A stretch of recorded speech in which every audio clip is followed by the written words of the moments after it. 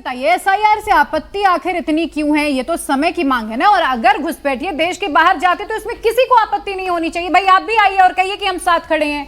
नहीं, बिल्कुल घुसपैठिए जाने चाहिए। और मैं तो पिछले 1 महीने से कह रहा हूं कि एक सीमा आई है अपने अवैध बच्चों को लेकर, पाकिस्तानी है ना पासपोर्ट है कुछ नहीं है, वो बाहर जानी चाहिए, उससे कोई समस्या नहीं है।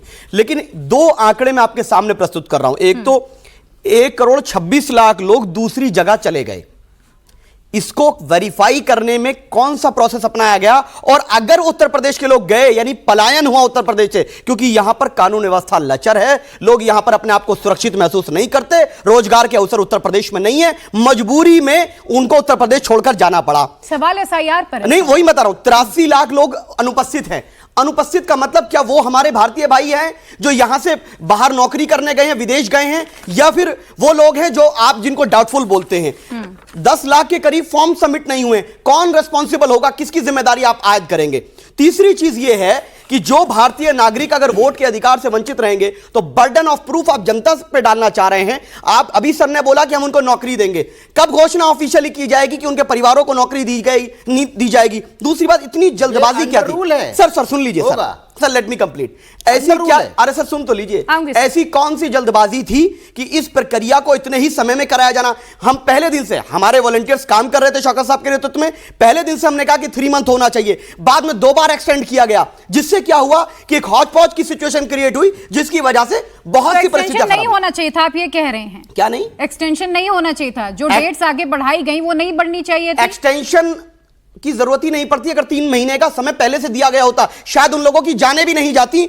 और जो ये प्रक्रिया अपनाई गई है, ये पूरी तरीके से पारदर्शिता नहीं अपनाई गई। मुस्लिम बाहुल्य क्षेत्रों में, सुन लीजिए मैडम, मुस्लिम बाहुल्य क्षेत्रों में और दलित बाहुल्य क्षेत्रों में बीएलओज जो हैं वो नहीं गए हैं। और ये लिख लीजिए कि सबसे ज्यादा अगर वोट किसी का प्रभावित हुआ है, जो बाद में एड ऑन होगा, मुझे जिम्मेदारी है। और बर्डन ऑफ प्रूफ अभी पिछड़ों पे जाएगा, दलितों पे जाएगा, मुसलमानों पे जाएगा। शादाब जी, आपके पास आपत्ति दर्ज कराने का पूरा 1 महीने का समय है। बर्डन ऑफ प्रूफ किस पर होगा?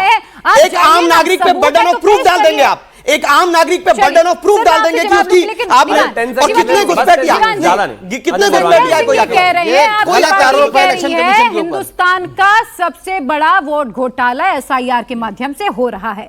अब इसके पीछे तर्क क्या है, जरा मेरे दर्शकों को भी समझाइए, यहाँ बैठी ऑडियंस भी ये समझना चाहती कैसे। देखिए, ऑडियंस है यहाँ पे, ज्यादातर मैं देख रहा हूँ यूथ है, समझदार यूथ है, और इनके सामने अगर तथ्य रखे जाएंगे तो ये क्लियर हो पाएंगे क्या सही है क्या गलत है। हमारे देश में बहुत स्पेसिफिकली बताया गया है कि एक संसद का, पार्लियामेंट का क्या ताकत है, इलेक्शन कमीशन की क्या ताकत है, पॉलिटिकल पार्टी की क्या ताकत है। धारा 327 हमारे देश में जो कॉन्स्टिट्यूशन की 327 आर्टिकल है, वो ये कहता है कि हमारे देश में चुनाव से रिलेटेड जो भी कानून बनेगा, प्रक्रिया से रिलेटेड जो कानून बनेगा, या जो भी चुनाव से रिलेटेड चीजें होंगी, वो संसद तय करेगी। चुनाव आयोग के पास ये अधिकार ही नहीं है कि वो कुछ ऐसा कर पाए हमारे पूरे देश में। ये हमारा कॉन्स्टिट्यूशन कहता है। कोर्ट ने तो कहा उसके है बाद सुप्रीम कोर्ट ने तो कहा है। देखिए, सुप्रीम कोर्ट की कितनी रूलिंग्स को ये ऑर्डिनेंस लाके बदल देते हैं, ये आप जानते हैं। मैं कॉन्स्टिट्यूशन की बात कर रहा हूं, आप कोर्ट में जाके ये कॉन्स्टिट्यूशन को गलत साबित कर दीजिए, हम मान लेंगे।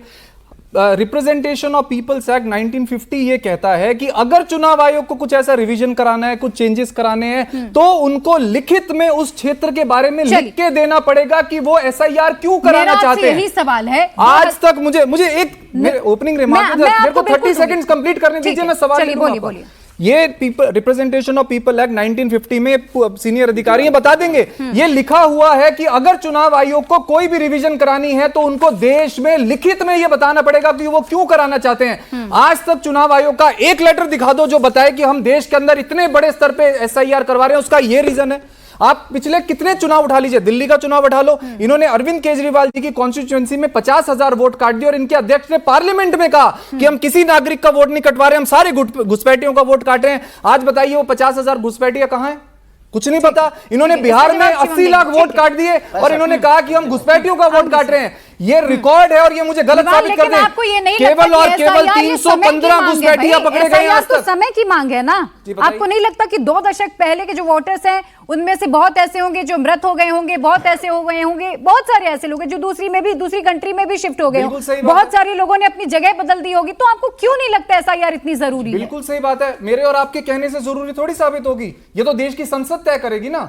ये बीजेपी थोड़ी तय करेगी। तो यही करने के लिए चुनाव आयोग के पास अधिकार ही नहीं है। अगर चुनाव आयोग को चुनाव लड़ना है तो आ जाए, वो चुनाव आयोग पार्टी बना के लड़ ले, उनका क्या मतलब है इस चीज का? देश की संसद तय करेगी, जनता तय करेगी। तो आपको देश की चुनावी प्रक्रिया पे कोई भरोसा नहीं है? सांसद संसद के अंदर जाके तय करेंगे, चुनाव आयोग को ऑर्डर देंगे तो चुनाव आयोग करेगी। मैं एक चीज कहना चाहता हूं, देश में किसका वोट करेगा, किसका नहीं। इन्होंने ये कहा, एक लास्ट बात कहकर खत्म कर रहा हूं, मैं लास्ट बात कहकर खत्म कर रहा हूं। इन्होंने बोलूंगा नहीं, बस मेरे बीच में मत बोलना। नहीं बोलूंगा। इन्होंने 84 लाख वोट जो हैं वो यूपी के अंदर अभी काट दिए, और क्या रीजन दिया? अनस्पेसिफिक, पता नहीं।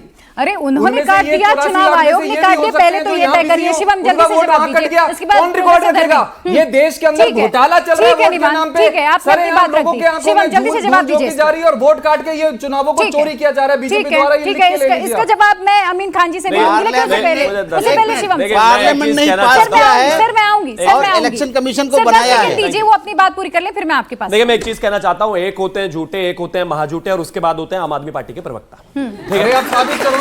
अब देखिए, अब मैं कर रहा हूं, मैंने कहा था बोलेंगे नहीं बीच में, मैंने तो नहीं बोला, करो, मैंने निवेदन है, साबित कर दिया। मेरा निवेदन है, मैं बीच में नहीं बोलूंगा। मैंने शुरुआत में कहा था कि मैं बीच में नहीं बोलूंगा, मैंने आपके सामने कहा था, आप सब आई विटनेस है, मैंने कहा था बीच में नहीं बोलेंगे। दूसरा एक और तथ्यों पे साबित भैया, एक काम करो, चुनौती दे रहा हूं, मुझे झूठा चुनौती स्वीकार कर ली, लेकिन सुनना तो पड़ेगा ना उसके लिए। रुकिए जरा, नहीं कर पाओगे, फिर देखिए, अपने आप ही कह रहे चुनौती स्वीकार करो, अपने आप ही कह रहे नहीं कर पाओगे, बोलने भी नहीं दे रहे, परेशान भी कर पाओगे आप।